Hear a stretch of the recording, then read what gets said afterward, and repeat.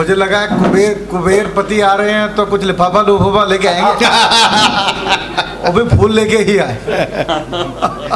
एक बार फूल हटा के देख लेना, अंदर भी छुपा हो सकता है भाई साहब। माला में माल है।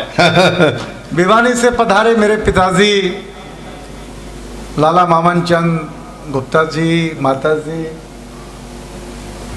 राजेश आए हैं भिवानी से। राजेश की अर्धांगिनी है।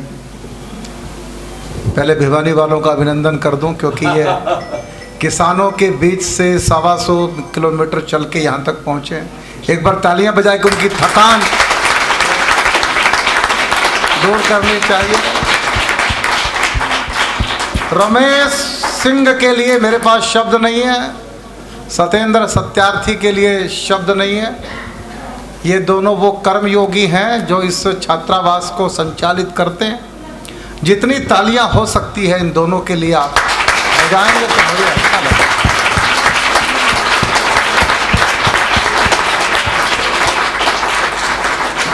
30 साल से हिंदी मंच पर हूँ। 3000 से ज़्यादा मैंने कवि सम्मेलन पढ़े हैं इंडिया एंड अब्रॉड।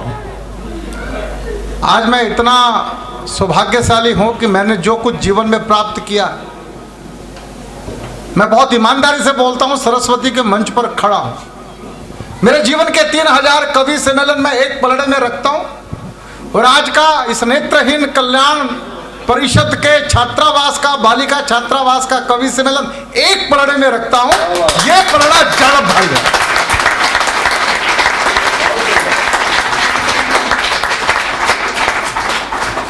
इस तरह की अनुभूति हो रही है आज के इस कवि सम्मेलन से। मेरे 3 अनुज, उनके जीवन का आज बहुत बहुमूल्य दिन है। इनका और मेरा जन्म एक माँ की कोख से तो नहीं हुआ, पर ये तीनों मेरे लिए सगे भाई से कम नहीं है। मैं आपको बता रहा हूं। वाह वाह। और मैं इसलिए प्राउडली कह सकता हूं कि भिवानी परिवार वो परिवार है, संस्था नहीं है, परिवार है। मतलब मेरा आंखों का इशारा समझते हैं कि राजेश चेतन सोच क्या रहा है। दिनेश गुप्ता को मैंने नहीं कहा था कि यहाँ आके कंप्यूटर लैब बनाओ, मैंने नहीं कहा था यहाँ आके लाइब्रेरी बनाओ। रसिक गुप्ता जी ने मुझे फोन किया था और कहा था कि एक दिव्यांग अंतर्राष्ट्रीय दिव्यांग आश्रम पे भिवानी परिवार मैत्री संघ एक कवि सम्मेलन स्पॉन्सर कर दे। हम लोग 75 बूंदे आजादी के अमृत महोत्सव की कर रहे हैं। हमने कहा कर लीजिए, कोई बात नहीं।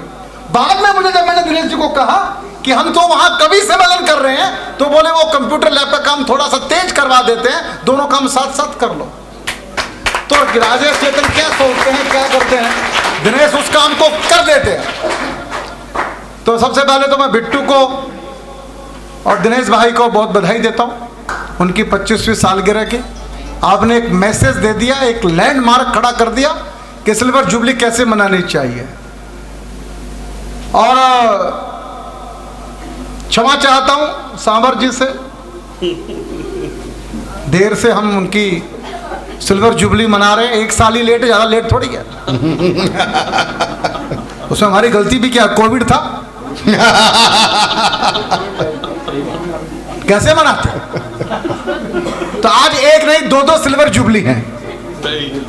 हाँ।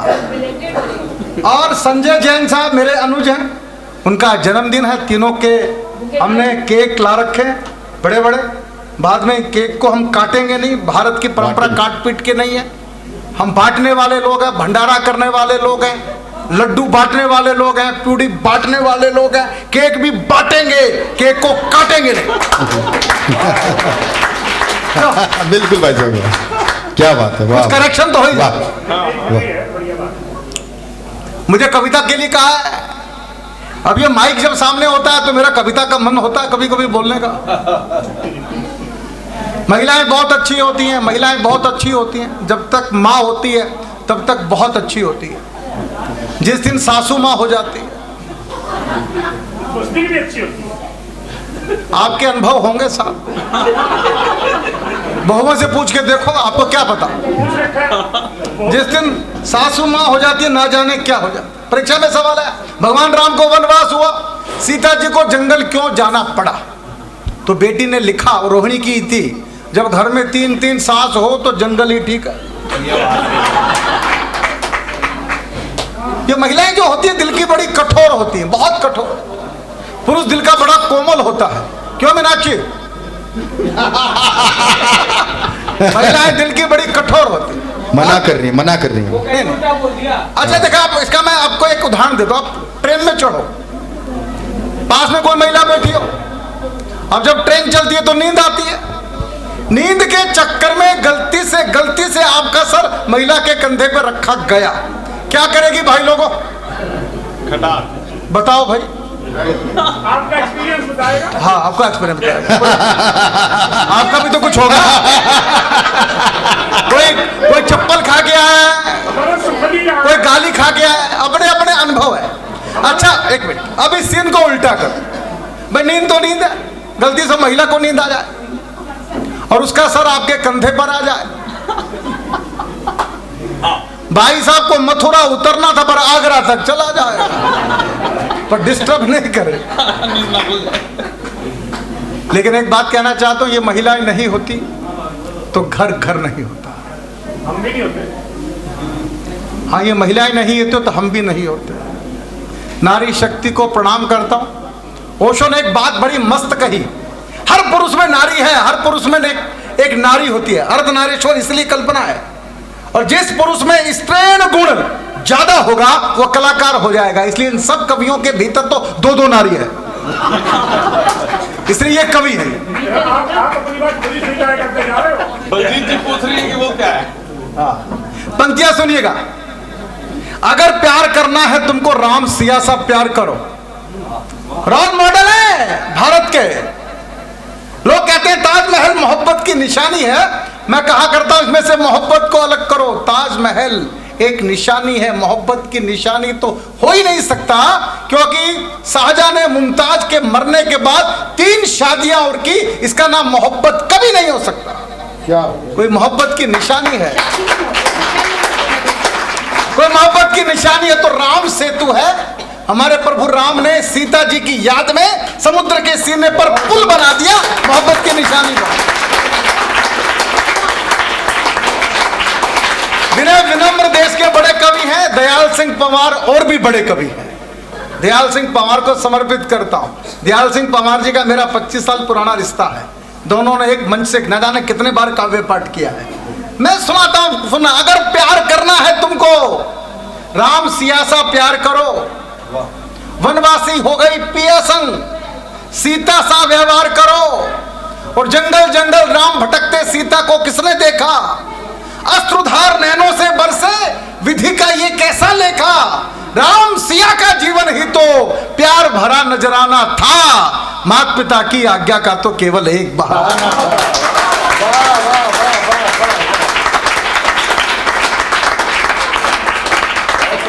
निशा और सावर, बिट्टू और दिनेश, इनके भीतर भी मैं यही देखता हूं और प्राउड करता हूं। समय नहीं है, मैं कविता बहुत लंबी है, पढ़ नहीं सकता हूं, क्योंकि जब मैंने औरों को 5 मिनट दिए तो मुझे 7 मिनट लेने का कोई हक नहीं है। इसलिए इस कविता को यही विराम देना चाहता हूं। थोड़ी सी होता। नहीं, थोड़ी सी नहीं बढ़ाता, नहीं नहीं।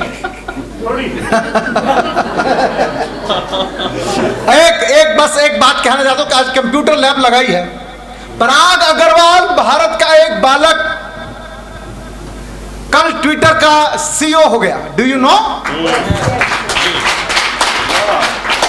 भारत के कोने कोने में पहले अग्रवाल स्वीट थी, अब इंटरनेट पे क्या रहेगा? अग्रवाल ट्वीट। अग्रवाल स्वीट से अग्रवाल ट्वीट तक का सफर। मैं जब अमेरिका गया था पहली बार 2012 में, भारत सरकार ने मुझे भेजा था, तो शाम को उन्हें न्यूयॉर्क में खड़े होकर बोल रहा था ऐसे ही। मैं बहुत चिंतन करता हूं, मनन करता हूं, तो मैंने उनको ऐसे ही बोल दिया था लपेटे में। मैं कहा थोड़े दिन रुक जाओ, अमेरिका के व्हाइट हाउस पर भारत का तिरंगा झंडा होगा। अब अमेरिका में खड़े होकर ऐसे बोलना कोई आसान है क्या? पकड़ा जाए आदमी। तो लोगों ने पूछ लिया कैसे कहते हो, तो मैंने उसका उत्तर दिया था। आपको वही उत्तर देके इस कंप्यूटर लैब को ये छोटी सी रचना मैं समर्पित करता हूं जी। अमेरिका की कुल आबादी 32 करोड़ है। 32 करोड़ की आबादी में 40 लाख हिंदुस्तानी पहुंच चुके हैं। अब आप मुझे ईमानदारी से बताओ, अगले 4-5 साल में हम लोग कितने हो जाएंगे?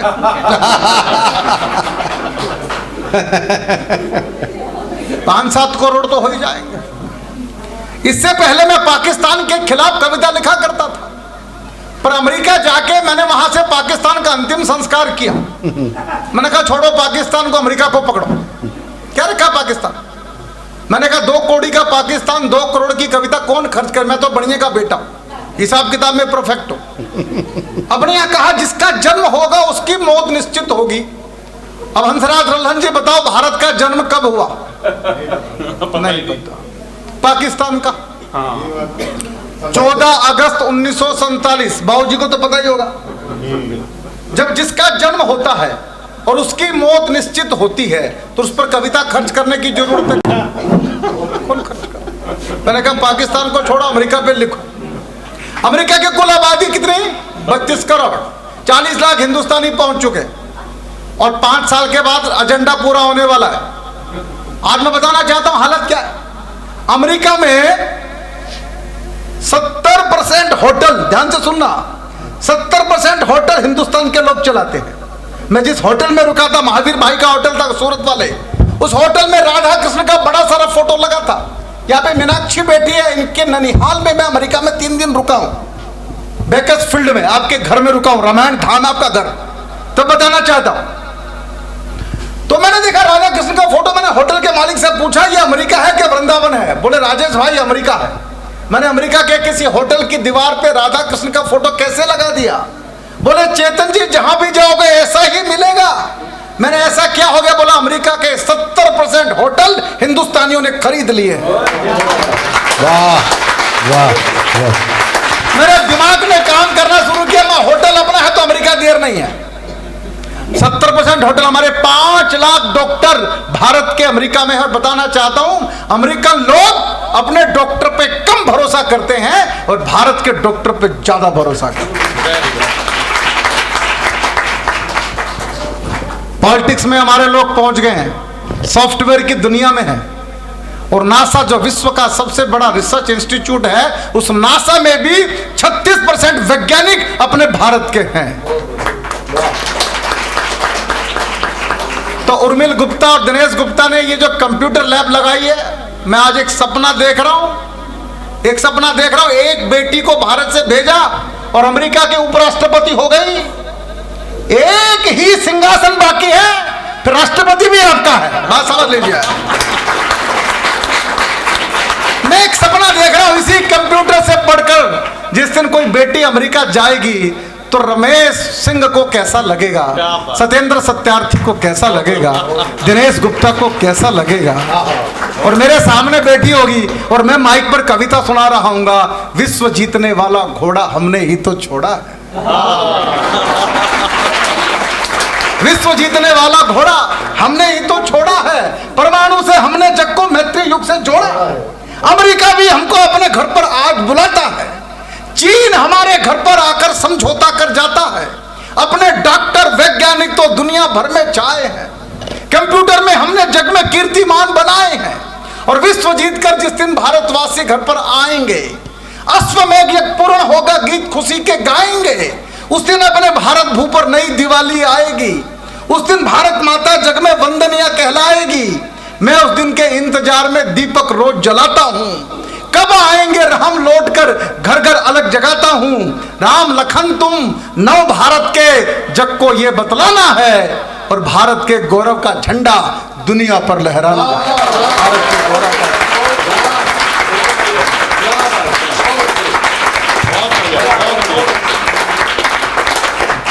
मैंने फाउल किया है, इतना मुझे पढ़ना नहीं चाहिए था, लेकिन आपने इतना उत्साह दिया कि मैं भी शुरू हो गया कि कोरोना के बाद माइक मिलता कहाँ है।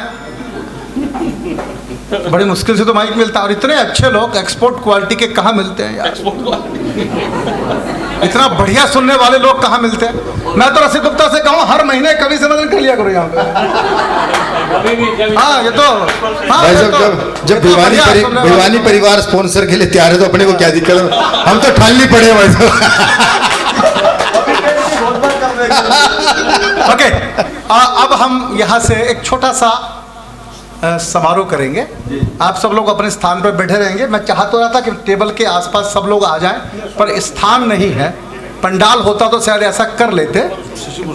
तो पहले हम एक जो आर्किटेक्ट है, शिल्पी है, हम शाहजहां नहीं है जिसने ताजमहल जिसने बनाया था उनके हाथ ही काट दिए थे।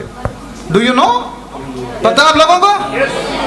हम इतने अत्याचारी नहीं हैं, हम सनातनी हैं। हमने लोगों को देना सीखा है। जिस शिल्पी ने इस लैब को बनाया है उसका अभिनंदन होना चाहिए कि नहीं होना चाहिए? उसका सम्मान होना चाहिए कि नहीं होना चाहिए? बताओ, करेंगे नहीं करें? शशि भूषण जी है, हमारे आर्किटेक्ट है। आया इतने कम समय में आपने ये काम किया है। हमारे मोदी जी पूछते हैं सम्मान करें कि ना करें? सबने हाँ कर दी तो करेंगे। तो आइए, आओ जी शशि भूषण। सबसे ज्यादा तालियां इनके लिए बजनी चाहिए।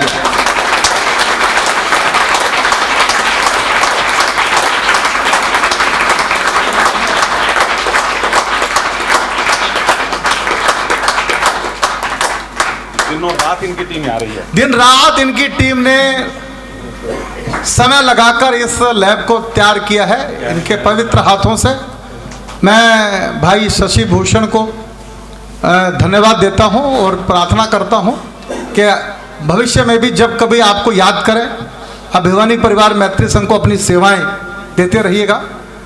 और दिनेश जी अच्छे आदमी को कभी छोड़ते भी नहीं, मैं बता दूं आपको, इनकी आदत है ये।